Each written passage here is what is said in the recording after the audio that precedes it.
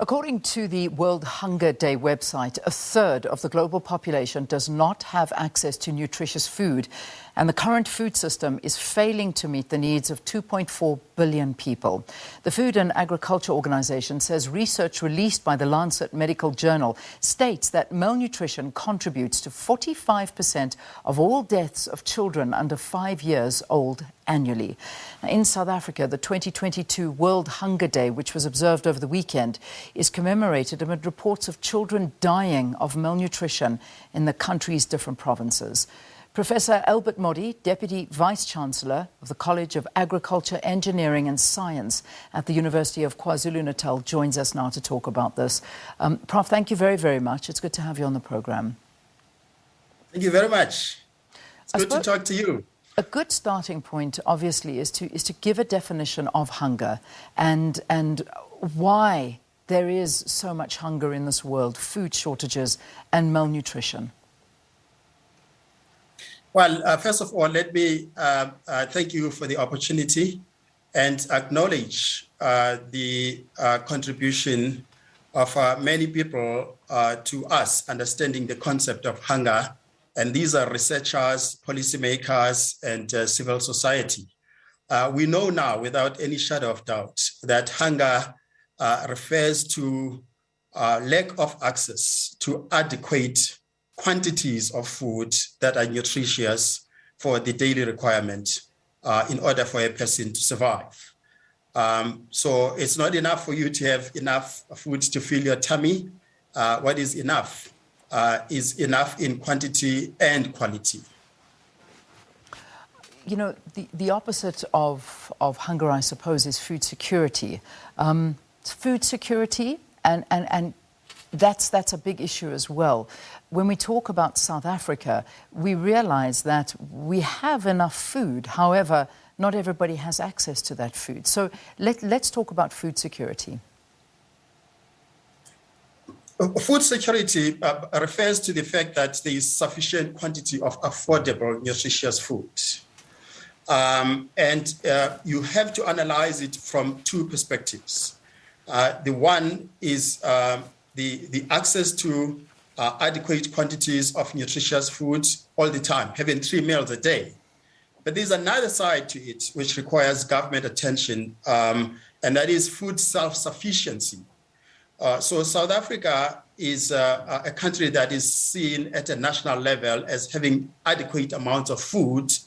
But the reality, as you stated in your introduction, is that a large percentage of our population, almost a third, do not have adequate amounts of food that are nutritious. Then they become referred to as food insecure, because food security is about you having the kind of food and the amount of food that is going to make you healthy to prevent diseases. We've got many calamities that affect the world, and these calamities also influence the way we're going to have access to food, and after that, our resilience to many of the resultant impacts of these calamities. So food insecurity is a problem in South Africa, but food self-sufficiency is also a problem. Yeah, it really is. And I mean, when you're hearing reports of children, particularly children, literally starving to death within the borders of our country. I mean, we're not looking outside right now, we're looking internally. This is a great worry. And where do we start? How do we start fixing this? Because it should never have resulted in something like this. Let me ask you this question. Does the government have money to feed South Africans? Well, let me start with your second question. Does the government have money to feed South Africans? I dare say no. We cannot rely on government to feed South Africans. I mean, go back to the history of human beings. The first thing that we learned to do as humans, millions of years ago, more than 2 million years ago, was our ability to identify edible plants and edible animals. We then started the science of engineering to be able to have access to those foods. We then took this to another level, which is genetics. Plant breeding was started even before there was a university. So what we need to do is to have an approach that is not a top-down approach where the government says this is what is going to happen. It must also not be a bottom-up approach where people say this is what is going to happen. It must be a participatory approach where those who are highly educated, who are supposed to be assisting government, identify gaps in science and technology and assist with policy. And those who are sitting on the ground, the large majority in the rural areas, townships, etc., identify their needs and how their needs are going to be resolved. If you do that, you are then going to create a situation where you've got a large-scale farmer, commercial farmer of South Africa, producing these large quantities for export and feeding the country, while a small-scale farmer is encouraged to produce in small areas of land enough food that is going to directly have an impact on their health. Vegetables can be produced throughout the year, and their impact on our health is much greater than filling your tummy with cereals, for example. You know, it's quite a sad conversation when you see the amount of waste as well when it comes to food, where we throw away food, where food may have expired and we get rid of it. And you know, these are kind of things that a lot of countries have initiated, where you know you don't necessarily. I know it's complicated. It's a very complicated conversation to have, but in terms of food wastage and letting that perhaps help in some way. Is this under discussion? Is this something that we can look at as a country? It is something that we can look at. I mean, 30 to 40% of the food is actually wasted between the farmer and the consumer. From the time we produce the food to the time that we consume it, up to 40% of the food is going to be wasted. On the farm, it is wasted because of poor management practices that lead to us investing so much in producing a ton of maize and then getting less quality that is going to be going to the market. And you then have the post-harvest stages that include processing and so on, wasting all sorts of food. And when it comes to the consumer, food is expensive, but you'd be amazed how many people actually finish their share of food if you go to the dinner table. Many people do not finish all the food that they've taken. Storage wastage is huge between the farmer and the consumer. Wholesalers return a lot of food or throw away a lot of food. What is it that we can do in order to make sure that this is reduced? Improved in technologies that are going to produce high yields, but maintain the quality of this food between the farmer and the consumer. Have strategies that are going to take a certain percentage of the food that is not qualifying to meet the export market, for example, reduce the prices of this food and make it accessible to poor people. That way, there's going to be less waste. So there are all sorts of investments that we can be involved in. We need activists who are going to be participating in this and coming up with simple technologies to assist people in a household level as well as at high-level companies. You know, you look at something like the United Nations Children's Fund, and they're saying that too many children are dying of malnutrition. And the reality is that it is entirely preventable. The same is happening in South Africa. Children are dying. This is what's being reported. We're reporting on around 1.40% of South Africans going to bed starving. And this is just in a country that does have. I know that you say it is not the responsibility of government to feed all of its citizens, which you did say. But what is happening? Where is the fault? I mean, there clearly is a major problem at the moment. How do we begin to rectify this? It can be rectified. You know, if you look at the Sustainable Development Goals, the first one is no poverty. The second one is no hunger. And all they go talking about the same thing, which is the survival of a human being. Where do we start? We need to understand that hunger is not just about food, okay?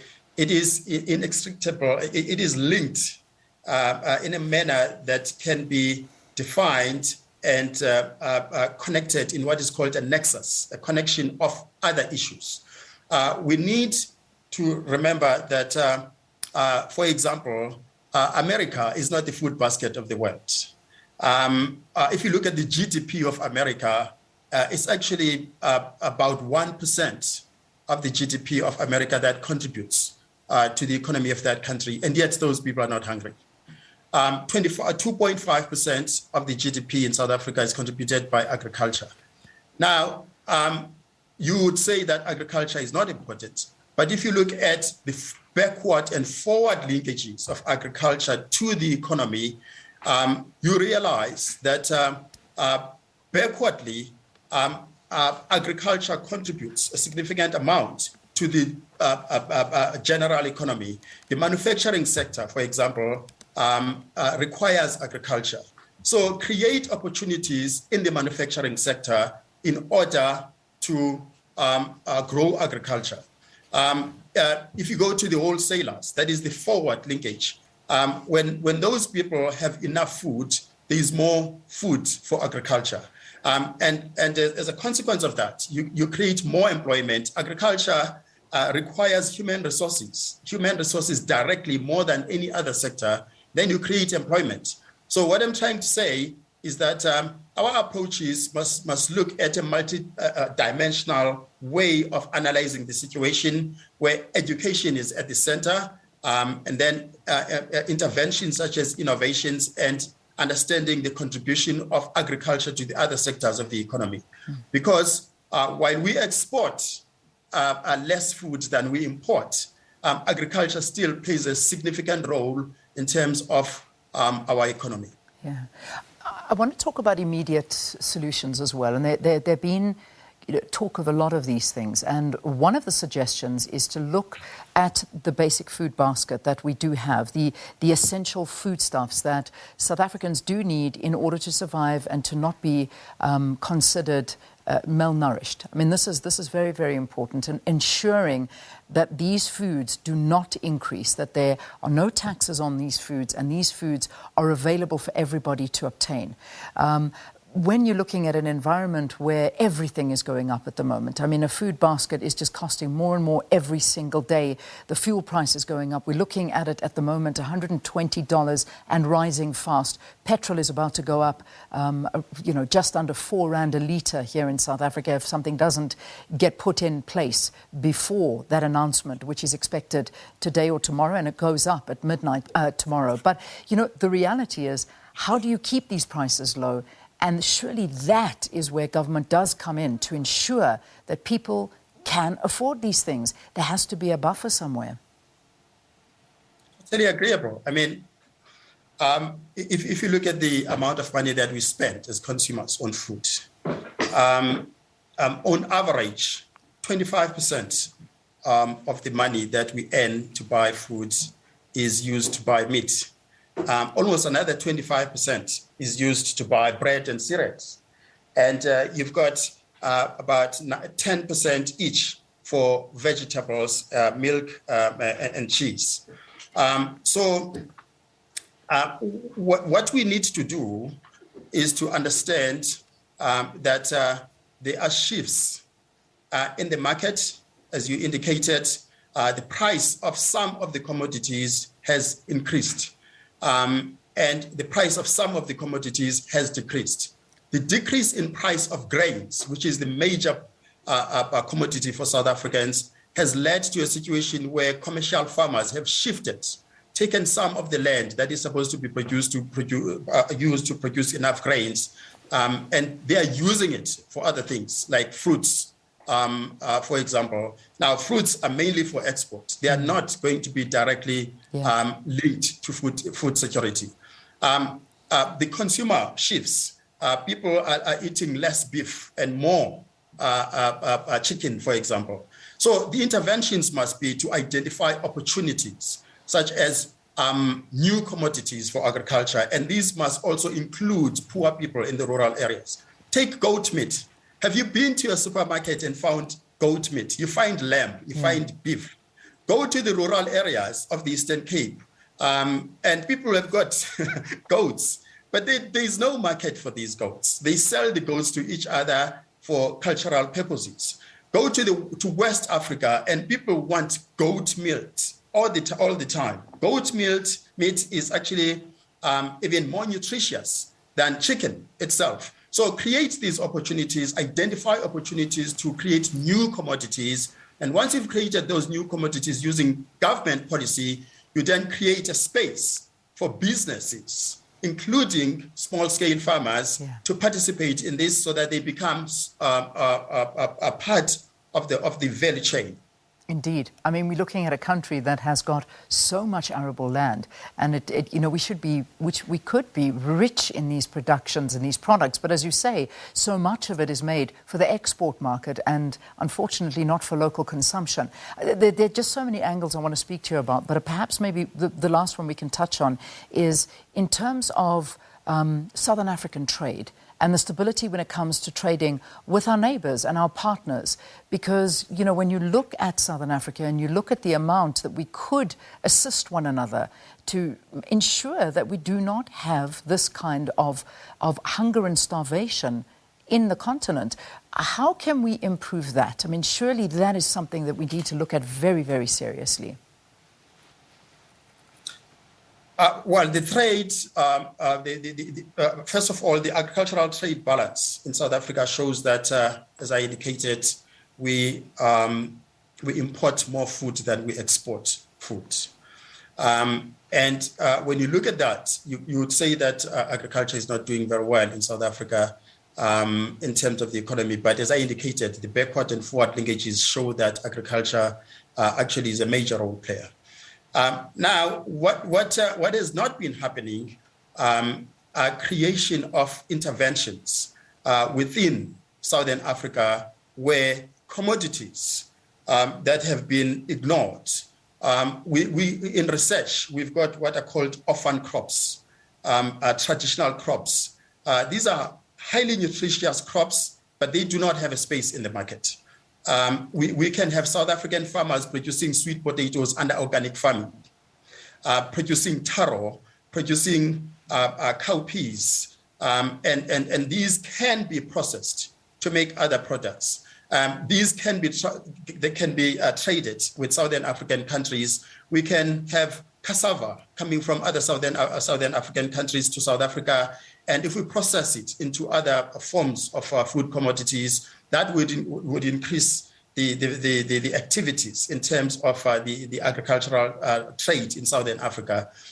So we also need to invest in youth participating in agriculture. It's quite interesting that the theme for World Food Hunger is youth participation, and the theme for Africa Day was nutrition.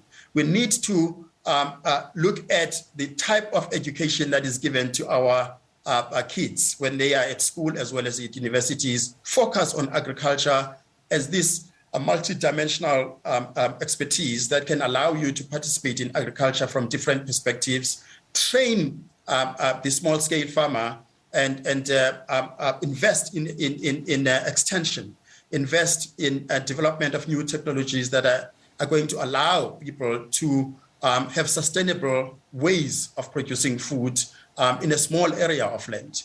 I did a study a while ago, and I showed that after 1 year, if a small farmer who's got 0.1 of a hectare produces food, they would make 11,000 rands a month. 11,000 rands a year from 0.1 of a hectare, and they would be self-sufficient in terms of food security.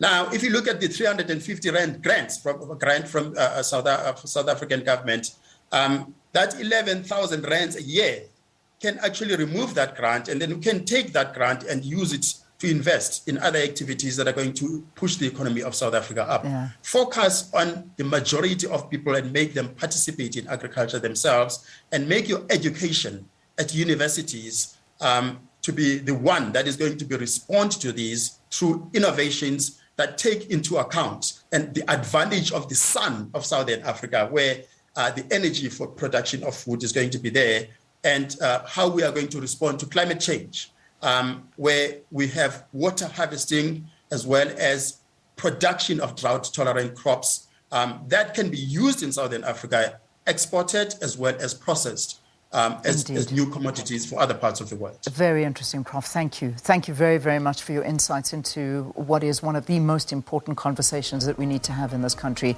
And thank you for offering us some of the solutions from an academic level. Professor Albert Modi, Deputy Vice-Chancellor, the College of Agriculture, Engineering and Science at the University of KwaZulu-Natal, discussing hunger and food security and the issue that South Africa has many people, millions of people that go to bed starving every single day.